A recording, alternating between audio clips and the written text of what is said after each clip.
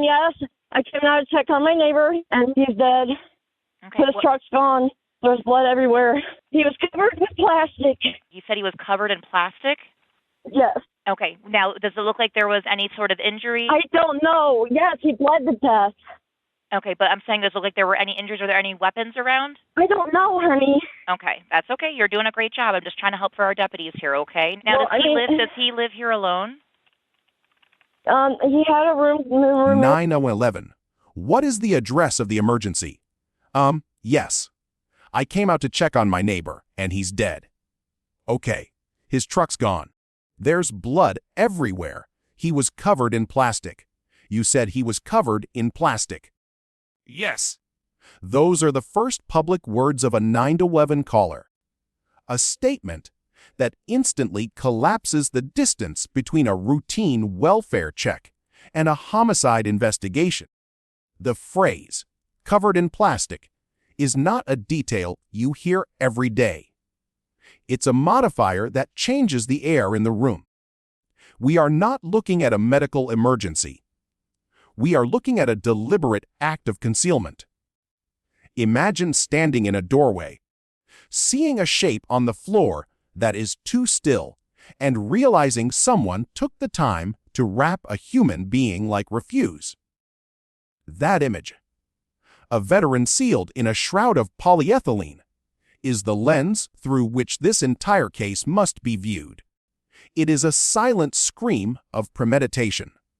Before we go deeper into what the documents actually show, make sure you're subscribed to Police Bodycam Legal Analysis.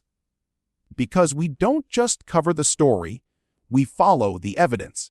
When Charlotte County deputies crossed the threshold, the scene was a brutal paradox. The victim was 76-year-old Paul Dwayne Bradley, a disabled military veteran. The blood around his wheelchair was still wet, the body still warm. There is a specific, clinical agony in that detail, the warmth, because it means the system designed to protect him arrived minutes too late. Deputies began CPR on a man with catastrophic injuries, a desperate act against the inevitable. They were not just fighting death. They were fighting the clock. The immediate inventory of the scene screamed escalation. The missing truck, the plastic tarp, and a roommate who had vanished. Not a roommate in the traditional sense, but a live-in caregiver. A 48-year-old woman named Shannon Rose Giblin, who had been fired just hours earlier. The timeline was not a mystery. It was a loaded weapon. Yeah. The temperature of the body tells deputies they're dealing with a very recent attack. Believing there may still be a chance to save him, they begin CPR. Press. Got rigor or anything like that? No, he's still warm. Despite their efforts, he cannot be revived. Stop compression. I mean, the blood around them is coagulated, but it's still wet at least. There's the whole wheelchair is covered in blood. So is that one over there. There's one over there that's covered in blood too, and the blood goes from all the way over there. The spin circle's right here. When a deputy speaks with the woman who called 911, Paul had called the sheriff's office that very morning to remove her. He told a friend he wanted her out because she was worthless, and he feared her mental state. He told the friend she was schizophrenic. But just stay back there for now, because this is an active crime scene, okay? To you. Okay, with what? I don't know who's the lady that's living with him. She just moved in, and he came over the other day and told me she was schizophrenic, and he wanted to get her out of the house. Yeah, because see, that's what we was supposed to be here at 7 to help him make sure she goes. You too? Yeah. Okay. the deputy learns that earlier that morning, Paul had fired a live-in caregiver who had recently moved into the home. When she refused to leave, he called authorities for assistance. So, this caretaker, is she someone you hired, or is it a... The state intervened, deputies mediated, and she was told to pack her things. Hours later, Paul was dead. That is not a coincidence. That is a sequence of ignition. Here is the core of the ironclad gap. When Deputy First Class spoke to Shannon earlier that day, She presented a defense of sexual harassment. She stood in the driveway, claiming Paul had grabbed her head, pushed her toward his crotch, and propositioned her. When we go run errands, of course I drive, and I help him out of his buggy into the truck, and I snap on a seatbelt for him, just be sweet. And so I'm leaning over snapping his seatbelt, and he grabs the back of my head, he puts his hand on the back of my head, and he moves my head towards his crotch, and he goes, ugh, groans. With Shannon's serious allegations, the deputy was now facing a much more complicated situation. I want to go back in and talk to him again about that. She called him a pervert. She performed the role of a vulnerable woman trapped with a predator. The truth, sir. Okay. He and the girl that got me this job knows this too. You can talk to her about it. He is mad at me because I didn't give him sexual pleasure. Do you see it? Have you ever had? Yeah, I've heard of this kind of thing. She told the deputy Paul had repeatedly made unwanted sexual advances, including one incident where he... But look at the hard evidentiary record. The deputy noted she appeared calm. She was given time to leave, and she was explicitly warned that putting hands on someone would be a felony. She nodded. She understood. What you should do is go ahead and get out of here. I know you don't have a car, but I would go ahead and get your things together. I would contact a friend. I don't know your money situation. But I have like $30. if I leave, this is a big question. Is there going to be a huge fight here? No, is there going to be a fist fight? No. Okay. No, because first The official narrative she gave police was that she was a victim of abuse. The physical reality, however, was that she was the only person left standing with a dead man wrapped in plastic. The gap between the allegation and the forensic fact is where this case lies. She was not just wrong. She was sequencing a justification in real time. he's in his scooter, and he starts going, and I start following him. And he stops in his scooter, and he grabs his phone. And I'm like, what are you doing? Because he was going to call the cops again. And I went to grab it. And he's like, what are you doing? And he starts grabbing me. I guess I snapped. I snapped. Okay. No, I didn't. All right. It just hit me. I snapped. I just did. Abuse. Yeah. Too much of it. And here is the phrase you need to remember, because it will echo 3 times through this tragedy. She told them she snapped. The parallel narrative arrives from the family and the ex-boyfriend, and it detonates the self-defense claim. Shannon's own sister called detectives not to defend her, but to warn them. The sister revealed a deeply disturbing pattern. Shannon had a documented history of self-inflicting injuries to frame others. She bragged about getting a former boyfriend locked up for 8 months by beating herself up and calling the police.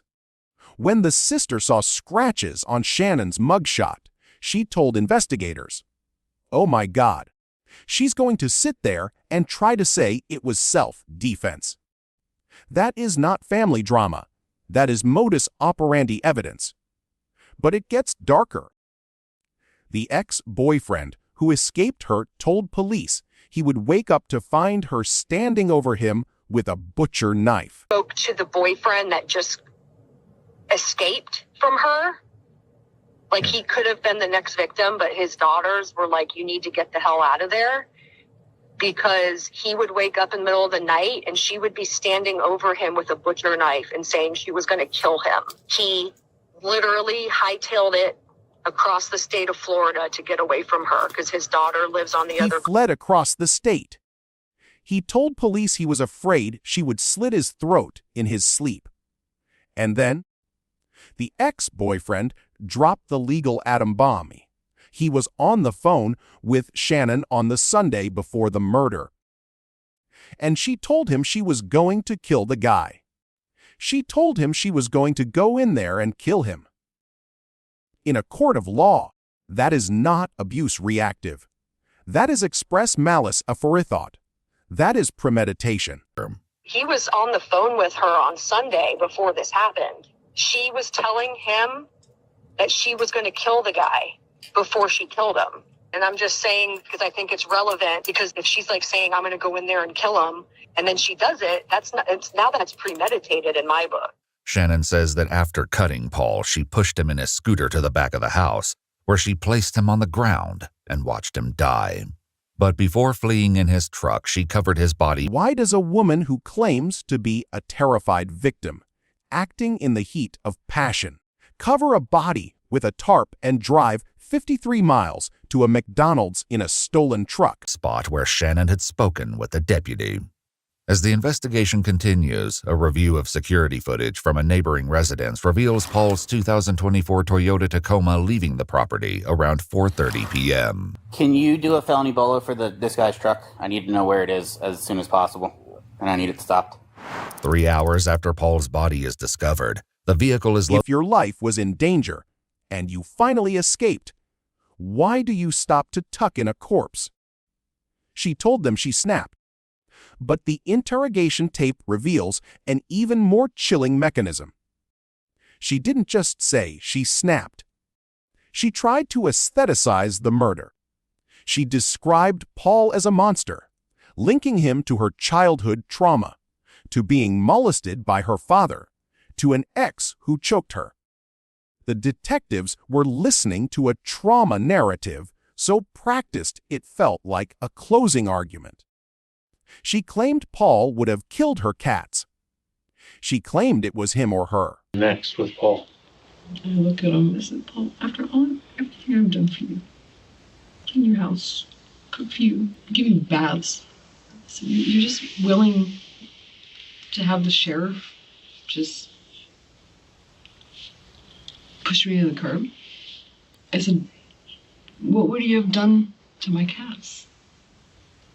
And he goes, and yet, when asked about the most bizarre piece of evidence, the plastic sheathing, she offered a line so surreal it borders on dark poetry.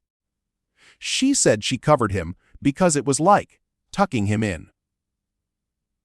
That is not a confession of survival. It is a confession of possession. I'm just saying, because I think it's relevant, because if she's like saying, I'm going to go in there and kill him, and then she does it, that's premeditated in my book. Shannon says that after cutting Paul, she pushed him in his scooter to the back of the house, where she placed him on the ground and watched him die. But before fleeing in his truck, she covered his body with the plastic tarp. When asked why, she offers an unexpected explanation. What was up with the plastic? Everything else makes sense to me. I don't understand that part.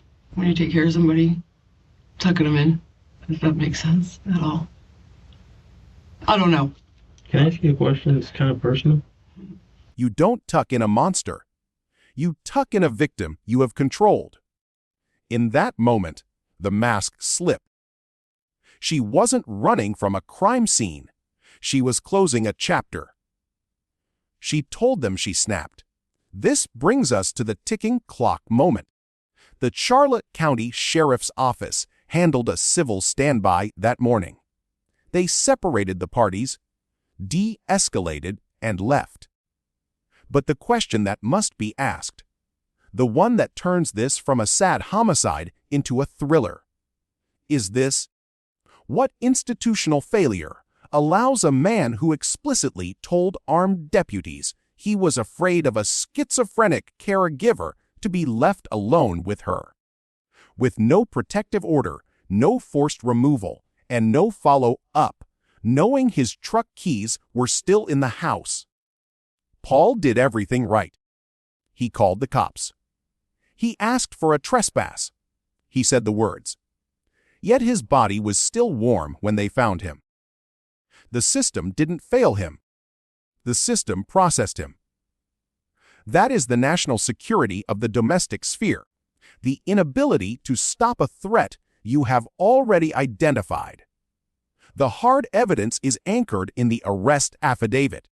Paul's cause of death was a deep laceration to the arm, consistent with a defensive wound. Okay. No, I didn't. All right. It just hit me. I snapped. I just did. What? Abuse. Yeah. Too much of it. I get it. I was in a mental hospital because I snapped years ago. It's all documented. All of it. According to Shannon, when the confrontation turned physical, she used a kitchen knife to cut him. Was it a little cut, a big cut when you cut him? No, he was bleeding a lot. Okay. A lot? Like... Yeah, it was a lot. The blood spatter told a story of pursuit, not a single strike. She followed him. She cornered him. The plastic tarp was pulled over his body post-mortem, an act of staging. And then the getaway, his 2024 Toyota Tacoma, located 3 hours later in Sarasota County with her and her cats inside. Step out of the vehicle with your hands up. Hands up, hands up, hands up. Turn around. Walk backwards to me. No, don't reach. Walk backwards with your hands in the air. Do not reach. Walk backwards to me now. You got hands? Got hands. Drop down your knees. Get on your knees. Keep your hands on your head. Hands on your head. Is there anyone else in the vehicle? My cats. After Sarasota County. When deputies commanded her to walk backward, she immediately began shouting that she was abused. She was priming the crime scene before the handcuffs were even double locked. Her first instinct wasn't to ask about his condition. It was to craft a legal defense. The moral refrain writes itself across the deposition. She told them she snapped. That phrase is the ultimate shield for the indefensible.